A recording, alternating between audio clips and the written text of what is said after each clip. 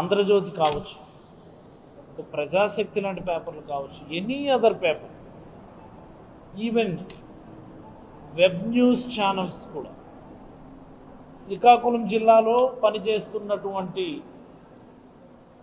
Web news channels కూడా చాలా విరివిగా నిన్నటి నుంచి ప్రచారం చేసే ఏంటి, ఈ జిల్లాలో అనేకమైనటువంటి సమస్యలు ఉన్నాయి, ఈ జిల్లాలో పూర్తి చేయాల్సినటువంటి ప్రాజెక్టులు ఇంకా చాలా ఉన్నాయి, వీటన్నిటిపైన గౌరవ ముఖ్యమంత్రి గారు కామెంట్ చేస్తారు, జిల్లా అభివృద్ధి కోసం మాట్లాడతారు అన్నటువంటి ఆశలు కల్పించింది. మొదటిది.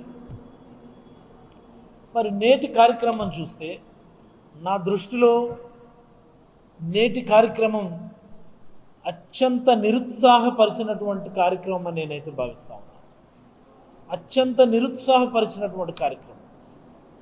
ఎందుకు ఈ మాట అంటున్నానంటే, చంద్రబాబు గారు మాట్లాడినటువంటి 45 నిమిషాలు 50 నిమిషాల సమయంలో ఎక్కడ కూడా మత్స్యకారుల సంక్షేమం కోసం గతంలో ఆయన ఏం చేశారని చెప్పే అంశాల్లో ఆయన ఏం క్లారిటీ ఇవ్వలేకపోయారు. రాబోయే రోజుల్లో ఏం చేస్తామన్నటువంటి అంశం మీద కూడా ఆయన ఎలాంటి క్లారిటీ ఇవ్వలేకపోవడం అన్నటువంటిది మత్స్యకారులుగా మాకందరికీ చాలా నిరుత్సాహానికి గురి చేసిందని ఈ సందర్భంగా మీకు అందరికీ మనం చేస్తా ఉన్నాను. ఎందుకు ఈ మాట అంటున్నానంటే, ఈరోజు వేదిక మీద మాట్లాడినటువంటి వక్తలందరూ కూడా, ఇంక్లూడింగ్ రాష్ట్ర మత్స్యశాఖ మంత్రి, జిల్లా మంత్రి అయినటువంటి అచ్చెన్నాయుడు గారితో సహా చెప్పినటువంటి మాట, ఎన్టీఆర్ గారు పార్టీ పెట్టి 44 ఏళ్ళు అయింది నేటికి. ఈ 44 ఏళ్ల కాలంలో అన్ని సందర్భాల్లో కూడా మత్స్యకారులు తెలుగుదేశం పార్టీకి అండగా నిలబడ్డారు అని చాలా గొప్పగా చెప్తా ఉన్నారు. నేను అడుగుతా ఉన్న మత్స్యకారుడిగా, మీరు చెప్పాల్సింది ఈ 44 ఏళ్ల కాలంలో మత్స్యకారులు తెలుగుదేశం పార్టీకి బలంగా అండగా నిలబడ్డారని కాదు మీరు చెప్పాల్సింది. ఈ 44 ఏళ్ల కాలంలో మత్స్యకారుల సంక్షేమం కోసం, మత్స్యకారుల అభివృద్ధి కోసం, సుదీర్ఘమైనటువంటి తీర ప్రాంతం కలిగినటువంటి ఈ జిల్లాకి కానీ, సుదీర్ఘమైనటువంటి తీర ప్రాంతం కలిగినటువంటి ఈ రాష్ట్రానికి కానీ ఏమి చేశారో చెప్పుంటే మేమందరం చాలా సంతోషించేవాళ్ళమని ఈ సందర్భంగా నేనైతే అడుగుతా ఉన్నాను. ఈరోజు కార్యక్రమంలో చంద్రబాబు గారికి నాకు తెలిసి ఆయన చరిత్రలో కూడా ఈరోజు జరిగినటువంటి అవమానం జరిగి ఉండదని నేను భావిస్తూ ఉన్నాను. అవమానమే అది. ఎందుకు ఈ మాట అనాల్సి వస్తుందంటే, ఆయన P4 ప్రోగ్రాం అని చెప్పి, బంగారు కుటుంబాలని చెప్పి ఒక ఫ్యామిలీని వేదిక పైన కూర్చోబెట్టారు. ఆయన ఆ మహిళ మాట్లాడుతూ, మీ ఆయన ఏం చేస్తారమ్మా అంటే, మా ఆయన గుజరాత్ వెళ్తారండి, మా ఆయన వీరావాళ్ళు వెళ్తున్నాడండి అని ఆవిడ చెప్పింది. ఆవిడ వెంటనే చంద్రబాబు గారి మొహం మారిపోయింది. మీరు ఒకసారి వీడియో చూడండి. ఓ గుజరాత్ వెళ్తాడా, అక్కడ కూడా వేట చేస్తారా అని చెప్పి వెంటనే మాట మార్చేశారు. వాస్తవానికి మనం ఈరోజు కార్యక్రమం మొదలు పెట్టాల్సింది ఆ పాయింట్ దగ్గర. ఈరోజు మనం చర్చించుకోవాల్సింది ఆ పాయింట్ దగ్గరే. ఒక మత్స్యకారుడు గుజరాత్ రాష్ట్రానికి వెళ్ళి, గుజరాత్లో ఉన్నటువంటి వీరావళ్ళ అన్నటువంటి ప్రదేశానికి వెళ్ళి 1 సంవత్సరంలో 6 నుంచి 8 నెలల పాటు అక్కడ కాంట్రాక్ట్ కూలీ కింద చేపల వేట చేయగలుగుతూ ఉన్నాడు. ఎందుకు ఇక్కడ ఈ జిల్లాలో ఆ పని జరగడం లేదు, ఎందుకు ఈ రాష్ట్రంలో ఆ పని జరగడం లేదన్నటువంటి అంశాన్ని చంద్రబాబు గారు మాట్లాడుంటే మేమందరం చాలా సంతోషించేవాళ్ళం. ఆ మాట గురించి కానీ ఆయన చర్చించుంటే ఈ 44 ఏళ్ళు మత్స్యకారులకు తెలుగుదేశం పార్టీ చేసినటువంటి మోసం ఏంటనేది కూడా తేటతెల్లమయ్యేదని ఈ సందర్భంగా నేనైతే అభిప్రాయపడతా ఉన్నాను. This is the fact. For the last 44 years, the entire fraternity of the fishermen community was totally deceived by Telugu Desam party. This is the fact. నేను అడుగుతా ఉన్నా ఈరోజు చంద్రబాబు నాయుడు గారు, ముఖ్యమంత్రి హోదాలో వచ్చారు మీరు, గతంలో మీరు ప్రతిపక్షంలో ఉన్నప్పుడు మీ అలయన్స్లో ఉన్నటువంటి జనసేన అధినేత పవన్ కళ్యాణ్ గారు సైతం ఇదే హెచ్చర్లలో ఒక బహిరంగ సభ పెట్టి మాట్లాడారు. హార్బర్ల గురించి, పోర్టుల గురించి, ఈ జిల్లాలో ఉన్నటువంటి వలసల గురించి. ఈరోజు నేను అడుగుతా ఉన్నా, అయ్యా చంద్రబాబు గారు, మీ 44 ఏళ్ల తెలుగుదేశం పార్టీ చరిత్రలో కానీ ఇంతకుముందు ఎప్పుడు నేను చంద్రబాబు గారి 14 ఏళ్ల ముఖ్యమంత్రి కాలంలోనే మాట్లాడేవాడు. ఈరోజు నా మాటను నేను మార్చుకుంటున్నాను. నేను అనేక సందర్భాలు ఇదే మాట నేను అడిగాను, చంద్రబాబు గారి 14 ఏళ్ల ముఖ్యమంత్రి కాలంలో గతంలో అని. ఈరోజు నా మాటను మార్చుకుంటూ తెలుగుదేశం పార్టీ 44 ఏళ్ల చరిత్రలో ఈ రాష్ట్రంలో ఉన్నటువంటి తీర ప్రాంతంలో మీరు ఎన్ని హార్బర్లు కట్టారో, ఎన్ని పోర్టులు కట్టారో ఈ రాష్ట్ర మత్స్యకారుల కోసం తెలియజెప్పాలని నేను అడుగుతా ఉన్నాను. This is the straight forward question. ఎవరైనా సరే ఇచ్చాపురంలోని డొంకూరు నుంచి నెల్లూరులో ఉన్నటువంటి తడా వరకు ఏ నాయకుడైనా సరే నా ప్రశ్నకి సమాధానం చెప్పండి. ఎన్ని హార్బర్లు కట్టారు, ఎన్ని పోర్టులు కట్టారనేది ఏ ఒక్క తెలుగుదేశం నాయకుడైనా సరే సమాధానం చెప్పని నేను అడుగుతా ఉన్నా.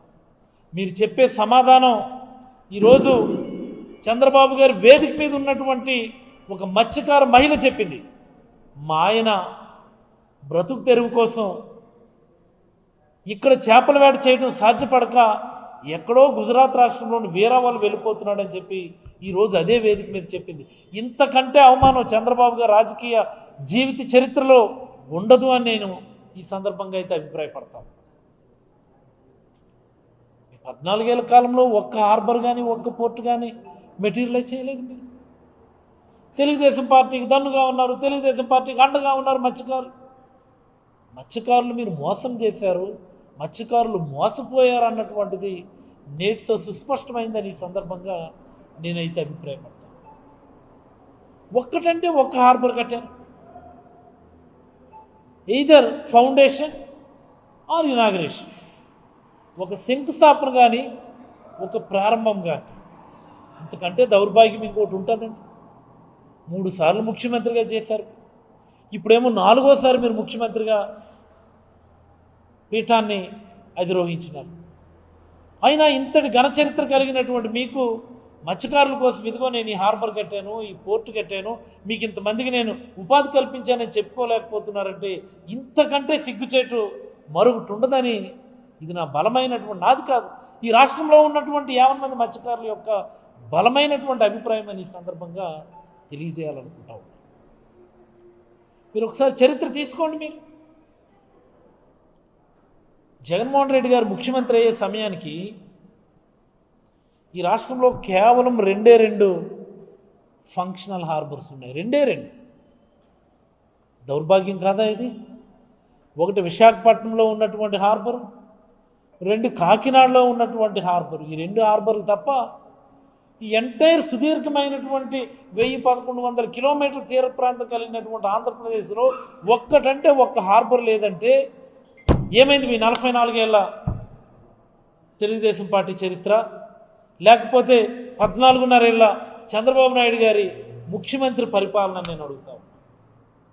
సన్ రైజ్ స్టేట్ అని పేరు పెట్టారే, చాలా గొప్పగా దేశం మొత్తం ప్రచారం చేశారే. సన్ రైజ్ స్టేట్ ఇది,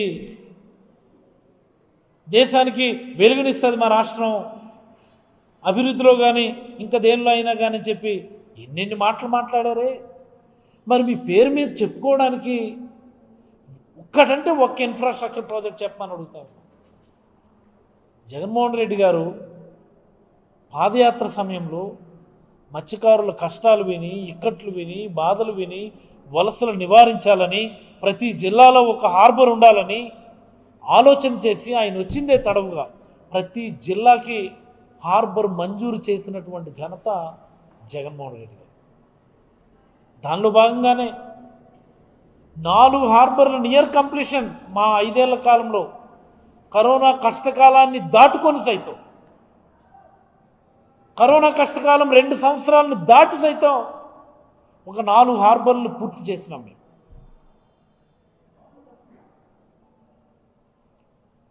నెల్లూరులో ఉన్నటువంటి జువ్వలదిన్న హార్బర్ మేమే కదా శంకుస్థాపన చేసాం, మేమే కదా పూర్తి చేసాం.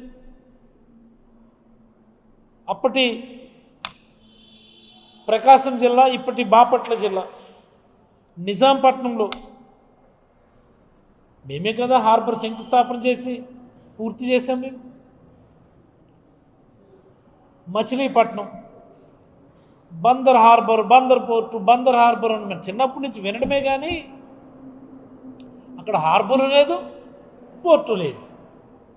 There is no harbour, there is no port. Jaganmohan Reddy గారు ఇచ్చారు. మళ్ళీ బందర్లో హార్బర్ ఇచ్చాం, బందర్లో పోర్టు కూడా ఇచ్చాం. బందర్లో ఉన్న హార్బర్ నియర్ కంప్లీషన్ మేము కట్టిందే కదా, జగన్మోహన్ రెడ్డి గారు కట్టిందే కదా. మరి కాకినాడ జిల్లాలో ఉప్పాడ, మన గౌరవ ఉప ముఖ్యమంత్రి పవన్ కళ్యాణ్ గారి నియోజకవర్గంలోని కాకినాడ జిల్లా ఉప్పాడ వద్ద హార్బర్ కట్టినాం మేమే, శంకుస్థాపన మేమే చేసాం, పూర్తి కూడా కావచ్చింది కదా. ఈ 4 మేము ఒకే సమయంలో ఒకే టెన్యూర్లో పూర్తి చేయగలిగినాం. మరి అలాగే ఇంకొక 5 హార్బర్లు ఫౌండేషన్లు వేసాం, వేరియస్ స్టేజెస్లో ఉన్నాయి. అదే ఈరోజు మీరు మీటింగ్ పెట్టినటువంటి స్థలం బుడగట్లపాలెం. ఒక హార్బర్ని గ్రౌండ్ చేయాలి అంటే దానికి ఎంత బ్యాక్గ్రౌండ్ వర్క్ ఉంటుందండి. ముందుగా స్థలాన్ని ఐడెంటిఫై చేయటం, ఫీజిబిలిటీ తీసుకోవడం, ఆ తర్వాత ఎన్విరాన్మెంటల్ క్లియరెన్స్ తీసుకోవడం. మాకు సైసెఫ్ అని ఒక ఆర్గనైజేషన్ ఉంటుంది బెంగళూరులో, ఈ ఫిషరీస్ ఇన్ఫ్రాస్ట్రక్చర్కి సంబంధించినటువంటి ఇంజనీరింగ్ వర్క్స్కి సంబంధించినటువంటి ఆర్గనైజేషన్ సైసెఫ్ అని. వాళ్ళు అప్రూవల్స్ ఇవ్వాలి. ఆ తర్వాత గవర్నమెంట్ ఆఫ్ ఇండియా ఫండింగ్కి సంబంధించి వాళ్ళని బ్రతిమలాడుకోవాలి, స్టేట్ ఫండింగ్కి సంబంధించినటువంటి మ్యాచింగ్ సెటప్ చేసుకోవాలి. ఇన్ని పనులు సెటప్ చేసిన తర్వాత హార్బర్ అనేది కట్టేది తీర ప్రాంతంలోనే. తీర ప్రాంతంలో ఉండే భూమి ఏంటండి, ఒకటి సిఆర్జెడ్ ల్యాండ్, అది దాటితే వచ్చేది ఫారెస్ట్ ల్యాండ్. అంటే సిఆర్జెడ్ క్లియరెన్స్ తీసుకోవాలి, ఫారెస్ట్ క్లియరెన్స్ తీసుకోవాలి. ఇన్ని అడ్డంకులను దాటి ఒక ప్రాజెక్ట్ని గ్రౌండ్ చేయాలి. ఒక హార్బర్ కానీ పోర్ట్ కానీ ఇదే తతంగం. ఇన్ని అడ్డంకులను దాటి మేము బుడగట్లపాలెంలో హార్బర్ మంజూరు చేసి శంకుస్థాపన చేసి ఎన్ని క్లియరెన్స్లు తీసుకొని రోడ్లు వేసి ల్యాండ్ ఎలినేషన్ చేసి బ్రేక్ వాటర్స్ వర్క్ కూడా మొదలుపెట్టినాం. షోర్ లైన్ దాటి బ్రేక్ వాటర్స్ వర్క్ కూడా కంప్లీట్ అయితే మీరేమో ఆ పనులు ఆపిస్తారు మీ గవర్నమెంట్ వచ్చిన తర్వాత. పుడిమడక పనులు మొదలు పెట్టాల్సింది, బియ్యపు తిప్ప పనులు మొదలు పెట్టాల్సింది, అలాగే ప్రకాశం జిల్లా కొత్తపట్నం పనులు మొదలు పెట్టాల్సింది. ఈ ప్రభుత్వం వచ్చి ఆన్గోయింగ్ వర్క్స్ కూడా అన్నింటినీ కూడా ఆపేశారు, including Uppada, Machilipatnam, Nizampatnam, Juvvaladinne finishing works కూడా ఆపేశారు. It's been around 1 year. సంవత్సర కాలంగా ఎక్కడ ఒక ఇటుక ముక్క వేస్తున్నటువంటి పరిస్థితి కూడా కనబడటం లేదు ఆయా ఇన్ఫ్రాస్ట్రక్చర్ వర్క్స్. పనులన్నీ ఆపేసి ఒక వారం క్రితమో 10 రోజుల క్రితమో ఫ్రెష్గా ఈ హార్బర్ల మీదేమో రివ్యూ తీసుకున్నారు ఆనరబుల్ సీఎం గారు. ఈ న్యూ హార్బర్స్ అన్నిటికీ కూడా మనము ప్రపోజల్స్ మార్చిద్దాము, అవి ఎక్కువ కాస్ట్ అయిపోతున్నాయి, కాస్ట్ కటింగ్స్ చేసి మీరు మళ్ళీ లొకేషన్స్ మార్చి కట్టండి, ఓపెన్ సీ హార్బర్స్ వద్దు, క్రీక్ బేస్డ్ హార్బర్సే కట్టండి అని చెప్పి ఫైనల్ చేశారంట. అంటే ఇది రెడ్డి వచ్చాడు మొదలెట్టండి అన్నటువంటి కార్యక్రమం. ఏమండి ఇంకా మీరు మొదలు పెట్టాల్సినవి ఎన్ని ఉన్నాయి? 5 హార్బర్ వర్కులు మొదలు పెట్టాలి. బుడగట్లపాలెం ఆల్రెడీ ఆన్గోయింగ్ వర్క్, అంటే ఇంకొక 4 మీరు మొదలు పెట్టాలి. పూడిమడక, కొత్తపట్నం,